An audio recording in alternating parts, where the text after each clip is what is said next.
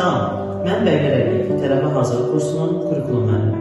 Bugün sizə psixomotor taksonomiya haqqında məlumat verəcəyim. Psixomotor taksonomiya nədir? Psixoloq və motor sözlərin birləşməsini görürük. Yəni şagird psixoloq olaraq düşündüyü məlumatları fiziki olaraq həyata keçirir. Bəs bunun hansı mərhələləri var? Birinci mərhələ imitasiya mərhələsidir. İmitasiya mərhələsində açar sözü olaraq təqlid etmə sözünü yada saxlaya bilərik. Şagird özündən təcrübəli bir şəxsə gördüyü hərəkətləri fiziki olaraq həyata keçirir. Nümunə olaraq göstərə bilərik ki, fortepianoda musiqi ifa edən müəllim şagirdi eyni müəllimlə ifadə kimi fortepianoda musiqi ifa edir.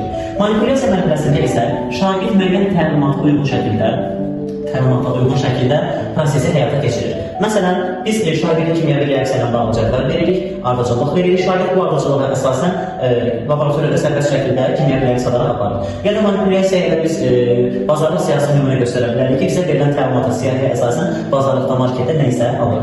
Dəqiqlik mərhələsi. Dəqiqlik mərhələsində şagird prosesləri sərbəst şəkildə, heç bir təcrübəli şəxs olmadan, heç bir təlimat olmadan həyata keçirir.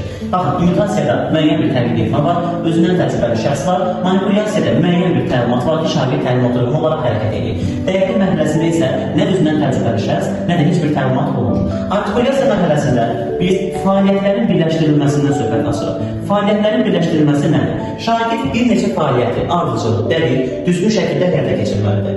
Ya da ki, əşyalardan qeyri-adi istifadə edə bilər. Məsələn, bizim iynə istifadələrdən çıxırsan, şagird əgər sizin dərslərində idraki pres hazırlayırsa, şagird demək artikulyasiya mərhələsində hesab olunmuş sayılır. Ya da ki, şagird hansısa birisi yoldaşının adını göndərib, ona uyğun videoçarx hazırlayırsa, ardıcıl, dəqiq və düzgün şəkildə onun musiqi seçirsə, videoçarx effekt seçirsə, yenə bir neçə prosesi birləşdirilmiş olur. Tərbiyələşmə mərhələsində qeyd edir, şagird stressiz şəkildə, sərbəst şəkildə hər kəsin içində çıxış edir, hər kəsin içində şeir deyir. Şagird əgər hər hansı bir məqaləni oxuyursa, şagird əgər hansısa bir mahnını cəmiyyət içində oxuyursa, şagird tərbiyələşmə mərhələsində sayılır. Dərsimiz bu qədər əziz müəllimlər. Bunun kimi izahların gəlməsi üçün videonu bəyənməyə və yorum yazmanı yaddan çıxartmayın.